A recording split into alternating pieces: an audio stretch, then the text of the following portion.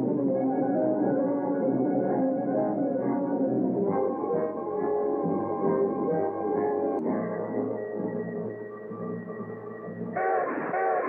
she goes, eyeballing out of the yards for the main line.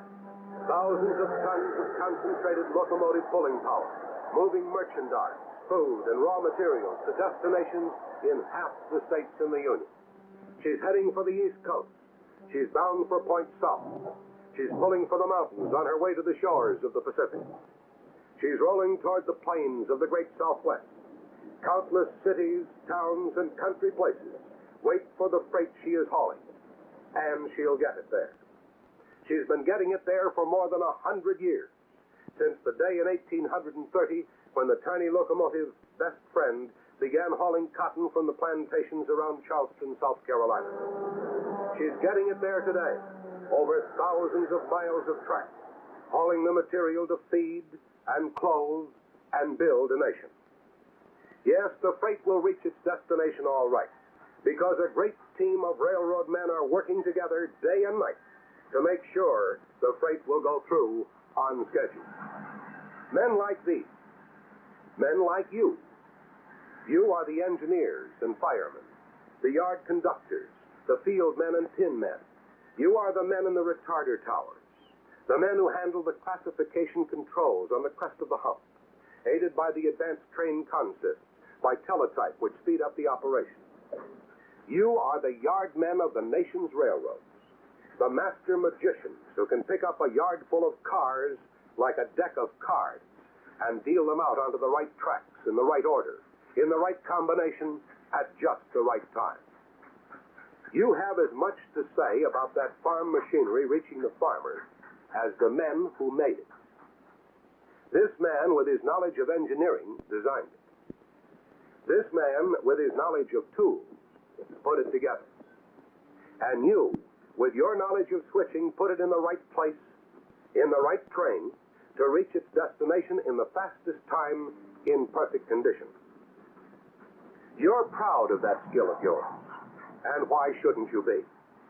Look at the things you have to know, the things you must be qualified to do. Here is a car going into a classification track. How fast is it moving? 4 miles an hour? 5? 6? Hard to tell for the average man, but you know. How fast must a car be moving when it leaves the cut to cover a certain number of feet and be going at a safe speed when it couples to the other cars in the track? Hard to tell offhand for the average man, but you know. Here is a car that's just off the road. It's warm. Will it travel faster than this one, which has been standing in the yard? How much do you allow for this slight downgrade? How much faster or slower will this heavy car travel than an empty? How should this engineer start this cut to avoid the damaging effects of slack action? No, the answers are not simple, but you know them, as 5 million tons of safely delivered freight every day will testify. And all that explains why you don't like to hear things like this. The nation's railroads are paying freight loss and damage claims running into many millions of dollars a year. You don't like to see things like this.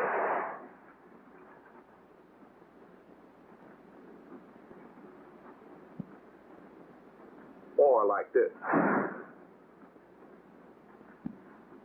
Because you know what it means. It means damage to the freight itself. Costly damage in many cases. Damage which may run into hundreds of dollars per car. Damage that has to be paid for by the railroad to the tune of many millions of dollars a year. Paid for by the railroad whose job it is to deliver the freight in perfect condition, not destroy it. Whose job it is to spend its money improving its service in the face of stiffening competition and give all of us a more secure future. Yes, even though damage is the exception, even though so much freight is switched carefully, you don't like to hear about these things or see them because they reflect on your skill and experience. They reflect on the company you serve.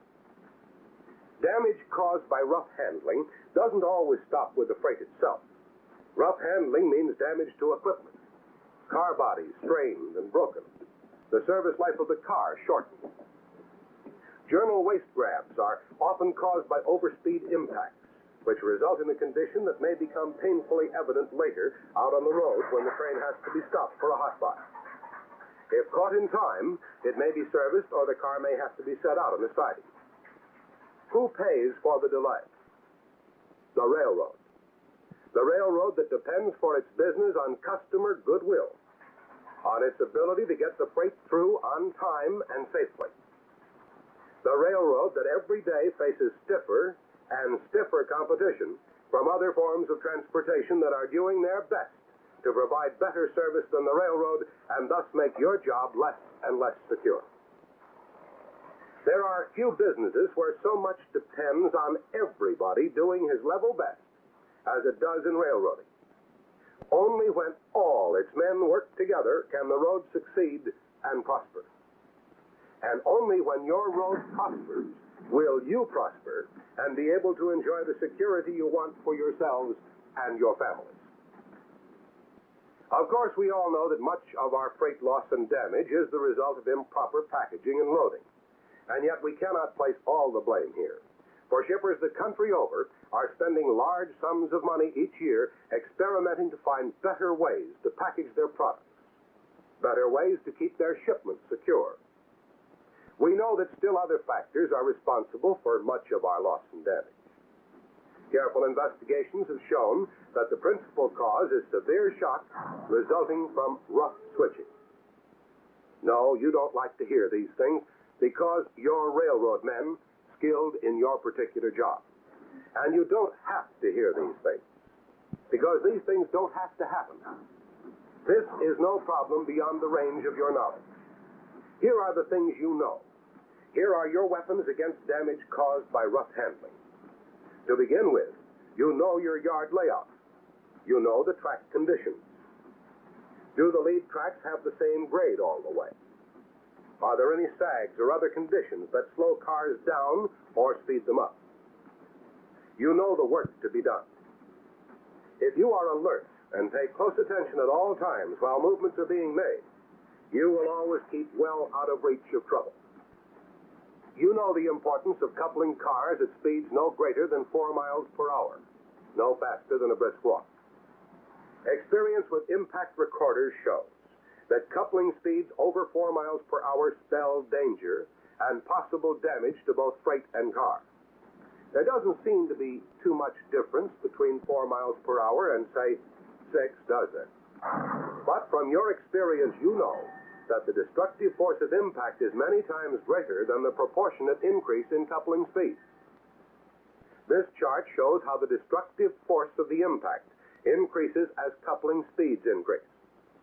If one car strikes another at 1 mile an hour, the impact equals 1 unit of smash power.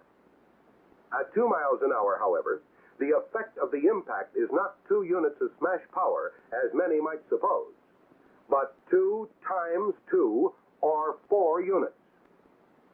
At 5 miles an hour, the effect is not 5 times as great, but 5 times 5, or 25 times as great. The destructive effect of a car suddenly stopped while it is moving at 6 miles per hour would be about equivalent to dropping it 10 inches.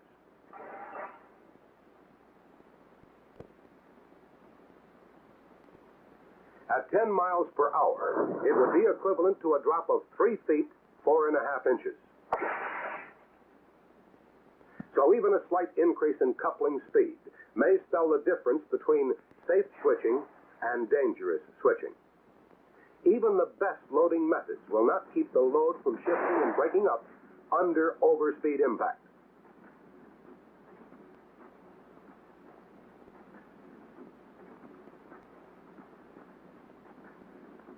In this slow motion study, notice the shock as it couples to a cut at high speed.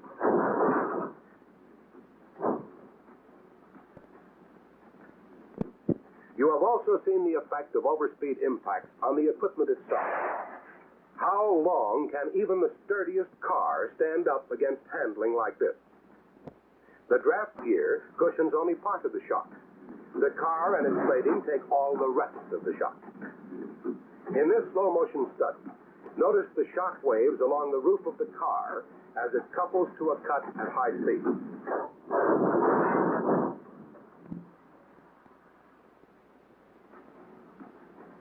Notice the bulging of the side panels at the same speed.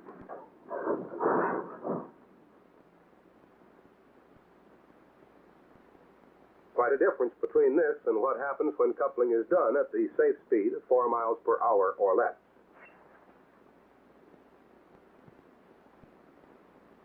Overspeed impact causes damage not only to the moving car, but also to the car that is struck. Depending on the nature and value of the lading, the damage might be even greater in the struck car. You know these things, so you do something about them. You couple the cars at no more than 4 miles an hour, whether you're handling them in flat switching or by means of retarders.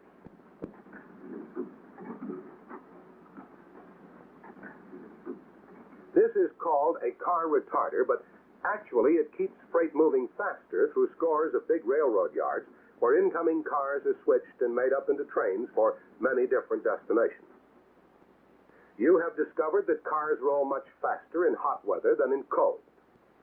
Experience has shown that when the temperature is high, rough impacts occur more frequently. So you regulate your cutoff speed accordingly. You've noticed that heavy cars roll farther than empties. But you realize that empties should be treated with the same care as loads, for in addition to possible damage to the empty itself, the struck car might contain a load, such as sewer pipe, that can be easily broken.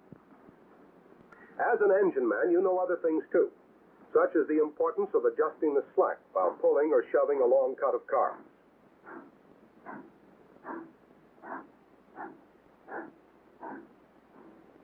You try not to make the mistake of opening the throttle suddenly, because you know that with the slack between cars, the jolt of a fast pickup or shove may be all it takes to damage the freight in several cars, in addition to possible damage to the draft gear. There is a limit to the pull a drawbar assembly will stand. As a switchman, you are a key man. You give your signals clearly so that the engine man and others know exactly what you mean. You stand in the open where your signals can be plainly seen, not hidden by posts or other obstructions. You face the engine man or give him your full back so that your arm movements will not be blocked by your body. And you give your signals correctly. Proceed.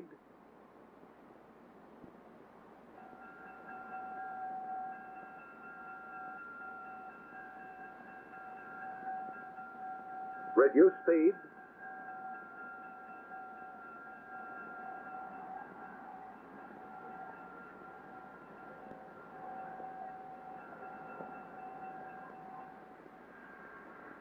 Stop.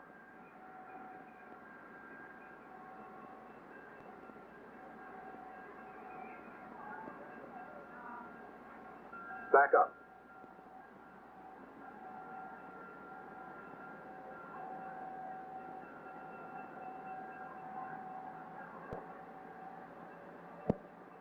The important thing is to give the proper signal at the proper time and as plainly as a baseball umpire motioning safe.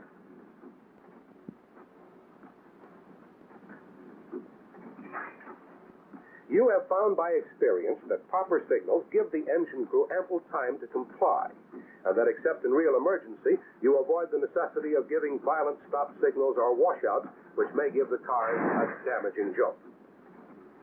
You space the cuts so others in the yard will have time to consult their switch lists and get the switches lined up or the retarders properly set.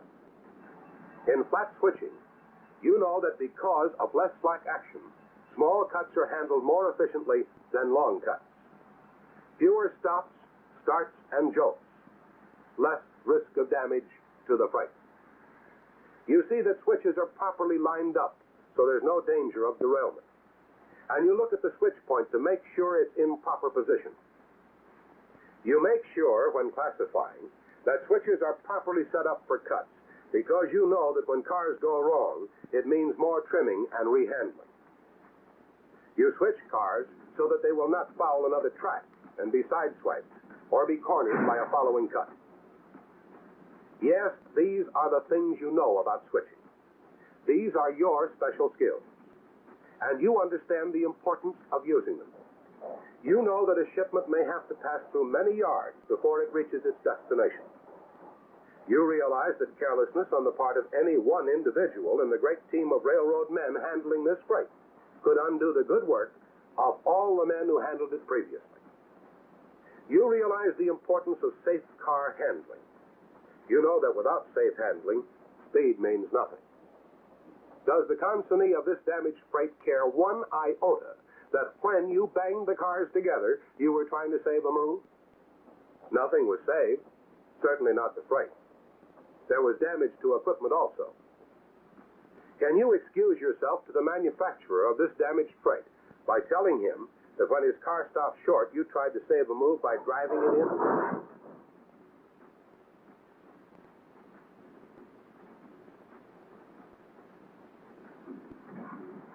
No. He thinks only of his ruined merchandise, his lost sales, his lost profits. Does the shipper of this merchandise go easy on the railroad because the damage was done when you snapped up the slack too fast? No. He would much rather have his shipment than a claim payment. You wouldn't put up your money, would you, for damaged furniture, a refrigerator, or a water heater all smashed up? And yet hundreds of thousands of times each year, damage to the nation's freight forces the railroads to pay out hard-earned money. Money that should be spent and could be spent on creating more and more satisfied customers for the road, on making everybody's job more secure, on improving the road's service and equipment so it can better compete with other freight carriers. We must all remember, in a business such as ours, every division, every department, and every job is of key importance. Only as our business prospers will we who are a part of it prosper. 2, the railroad security, our own security, depends directly on how well each of us does his individual job. We have a great reputation to live up to, a reputation that began more than a century ago, a reputation we must help preserve as the last train out of the yards tonight hauls the material that keeps our nation strong. In countless cities, towns, and country places, America waits for the freight. And simply by using skills developed over the years, by exercising care and good judgment, railroad men like you will see that the freight goes through and goes through safely.